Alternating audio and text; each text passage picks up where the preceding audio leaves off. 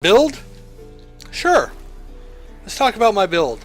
I am an Alchemy-Bomb build, which makes me kind of a tank, as you'll see with 8200 vitality. This is what I currently have, and actually I should have had that in there. So what I'm using right now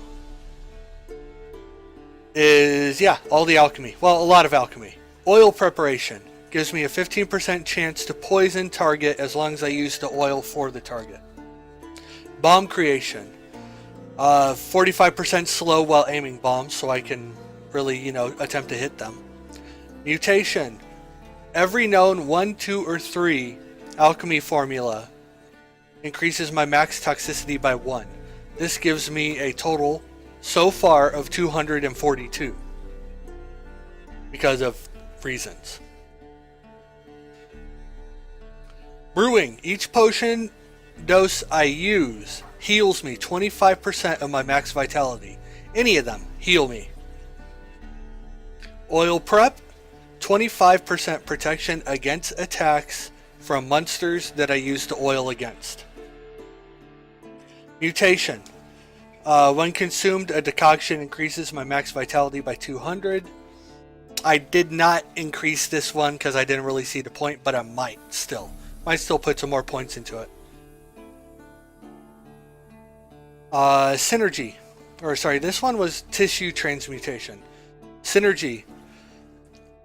The bonus for mutagens placed in my mutagen slots is increased by 50%. Excuse me. So as you see, while these green mutagens are plus 150 vitality, each one of these increased it, right? And now it's also, because of the 50% bonus, now each one of these gives me 900 vitality. Bomb creation. Increase the maximum number of bombs in each slot by 5. Efficiency. Gives you a lot of bombs. I now have superior bombs give you 9 bombs in one slot. It's a hell of a lot of bombs. Cluster bombs.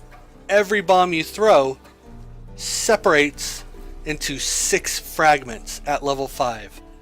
So every time you throw a bomb, you're throwing 6 bombs. They could be a little random in their locations and where they land, but it does a lot of damage. It is much, much worth it. And then brewing. I tried this out. I was not a big fan of it. Imbibing a potion gives you a chance of activating the effects of another randomly selected potion. It's a 100% chance at level 5. Sounds good in theory, but in practice, it seems to choose cat all the time. So you end up having cat effects. And then that random effect is not affected by all the potion duration time that you get from having these. You'll notice at the bottom of all these, each ability gives you plus duration time for your potions. Level 5 means plus 25%. So when we look at something like, we'll look at Blizzard, because it's one of the shortest. 20-second effect duration lasts 56 seconds for me. So things like my decoctions, which lasts for 1800 seconds, which is what, 60 seconds per minute, 30-minute duration, actually lasts me 85.5 minutes. So that's the build. You become a tank, you throw a god-awful amount of bombs, and you use all the potions. You want to use oil before your battles. You want to use your potions during the battles. And you can use up to 2 decoctions before you start having issues.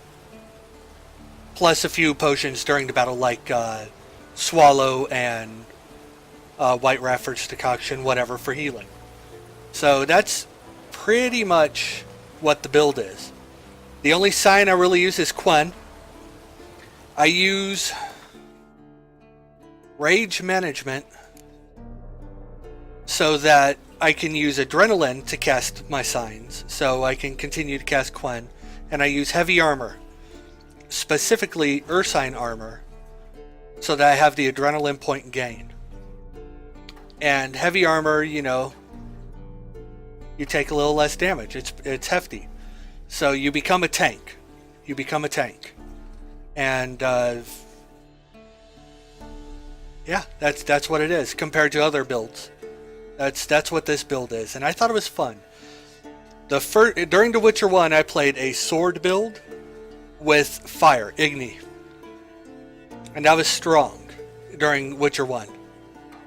During Witcher 2, I did full combat sword build, and that was fun too. So during The Witcher 3, I actually decided I was going to change it. I want to do something completely different, and I stumbled into this build. I didn't look it up, I didn't research it, I just kind of put points into it, and I built this out, and it's incredibly strong. It's incredibly strong. It's very slow in the beginning. Very slow in the beginning. However, once you reach probably about level 15, there's not much that stops you. There really isn't. Hey, Showwreck, welcome. But it is a slower to play build than most. A lot of people with a sword build or a sign build, you don't worry about your oils, your decoctions, your what have yous. You jump into the battle and you just beat on them, right? In this build, you want to use the oil, you want to use your decoctions, because your attack power is not massive. Your attack power is not huge, and you're not fast. So you need to use these things in order to improve your combat prowess. But if you use these things, you wreck face. You wreck face pretty hard. So let's go do this quest.